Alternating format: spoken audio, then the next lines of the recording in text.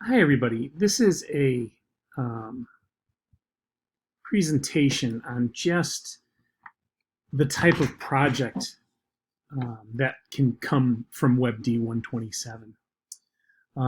As you know, the number for WebD 27 is the earliest number in the chain of courses in the web development program at Mesa.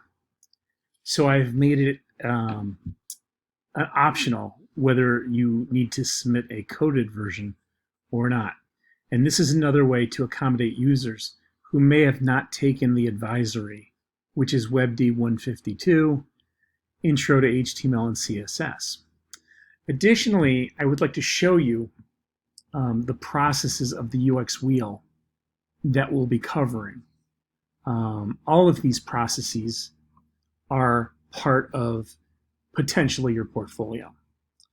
So this presentation and final app is a production of a student of mine over at UCSD. And she introduced the final design when she presented. This is the final design for RumiBoard, which is an application that allows you to keep track of household tasks. So at the end of this, I'll show you the interactive version. But I want to take you on the UX wheel processes. As we go through the course, I'll be showing more and more projects. But this is a project that I think resulted in a very fine work from this student. And I believe it's due to the processes of the UX wheel that was used to generate the project itself. So these are just the final design screens. So I'm going to get right to the process. So in our UX wheel, we always start with ideation. That means putting your ideas on paper. It might be a sketch. It might be a cloud type of brainstorming session. And what we need to do is just ideate initially. And that's usually with sketches. And we'll go through that part of the process and all these processes that will generate, hopefully, a project as good as this one. Okay, so RumiBoard is your household corkboard filled with all your household information made digital. You can distribute chores, share a calendar together. You can plan, share events, have an organized group chat with no fear of losing important messages, and have discussions without fear or anxiety thanks to an anonymous mode, which is really neat. You can just put something on a board saying, hey, this needs to get done. And the roommate won't get upset with you because they don't know who did it. Now, granted, if you only have one roommate, I think they'll know. But I still love the logic. And when this student was initially brainstorming, it wasn't quite this. It was something a little bit different. And as the student went through the processes of the UX wheel, the student started developing a persona, a user persona, and decided that, you know what, this might be a different option for my app.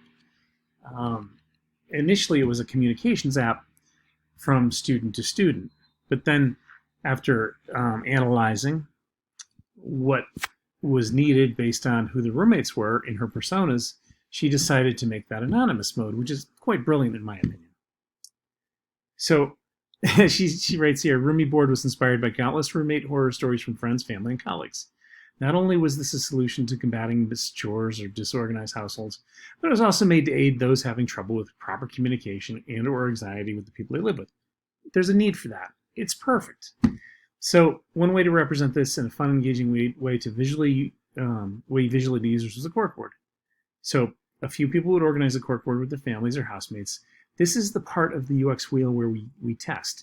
It's called contextual inquiry, and we're just talking to friends, etc., to see how they deal with the problem.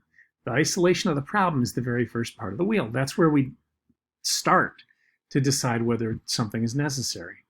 So by interviewing her roommates and her friends and all the people that she knew, she found out that corkboards were very common. So she took her own spin on that. Then came the analysis to see what else is out there. Always a smart thing to do. And she found those competitors: Homey, Cozy Family Organizer, Family Wall, Nipto. However, those were all catered for families. Most mobile applications for roommates at most were roommate finder apps. So now she was cleared to make the go-ahead, to go ahead and proceed. So what about her users? And we'll be doing this in this course. First, identifying a user audience. The major user audience is young adults living with other individuals who are not related.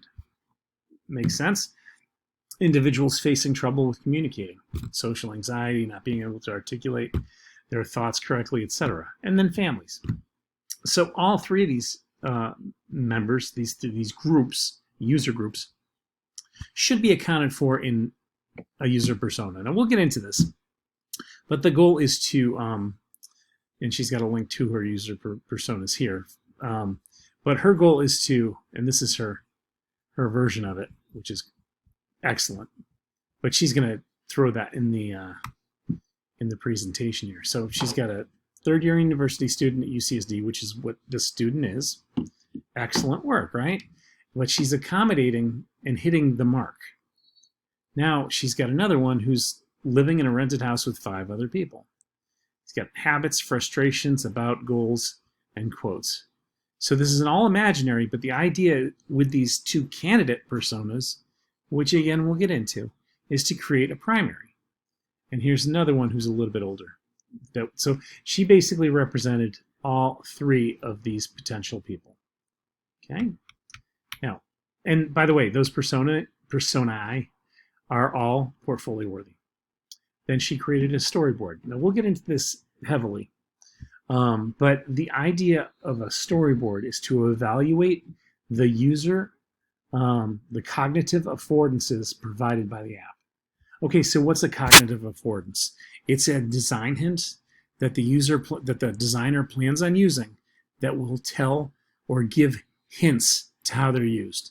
Think of a doorknob. The doorknob is round, so we might think to turn it. A handle on a door, or like a refrigerator door, generally is got a space for your hand, so the intuition would be to pull it. So the point of a storyboard is to evaluate potential cognitive affordances.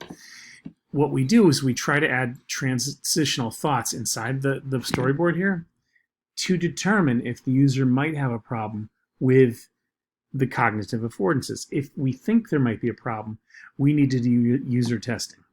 Okay, and that's all part of this course, so we'll get there. Next, we need to go forward with our wireframe. The initial wireframe have no aesthetics and are mainly display how content is going to be displayed. Now, for all of these processes, you will be given a license for the software Acture. That license will expire at the end of the semester, but it will allow you to do all these steps.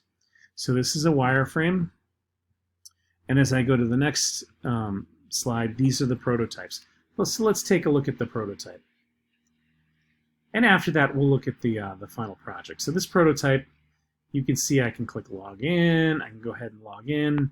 I can bounce around, and you can see when I put my mouse down, it tells me everything I need to do to all the hotspots for this. So this is a grayscale prototype, and it's part of the iterative feedback loop where the student proposes this, shows me the interactivity, and then gets feedback, at which point the student goes and builds the final design.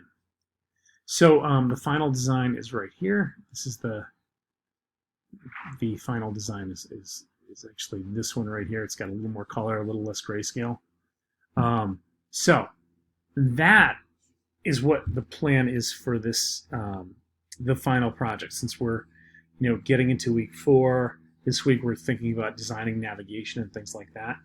This will allow you to not only have a final project, but to have some usability injected in this.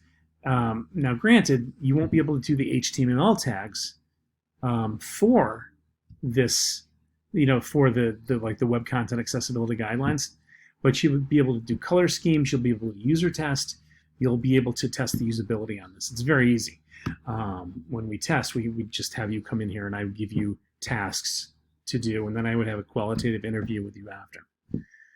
So that's the goal of this course in the second half, is to build this project. So beginning around week 8, we'll start week by week going through these processes and building out your projects.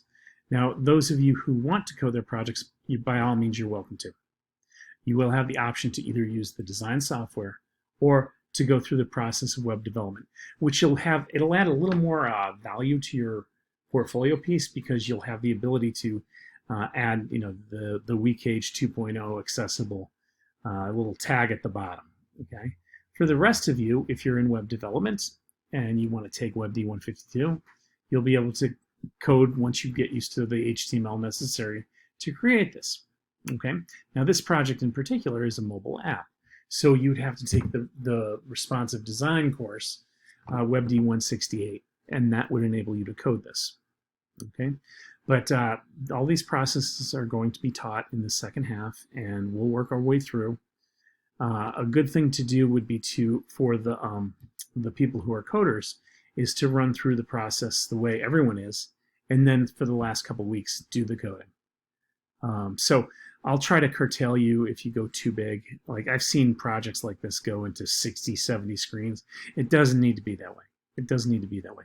What we'll be doing first is we'll create a use case when we define our projects, and that use case will define the final submission requirement. Okay? I hope that makes sense. If there are any questions, don't hesitate to reach out. We can do a one-on-one Zoom, or you can join us for one of our office hours, and you can drop your questions to me there. Okay? But that is how this final project will be laid out.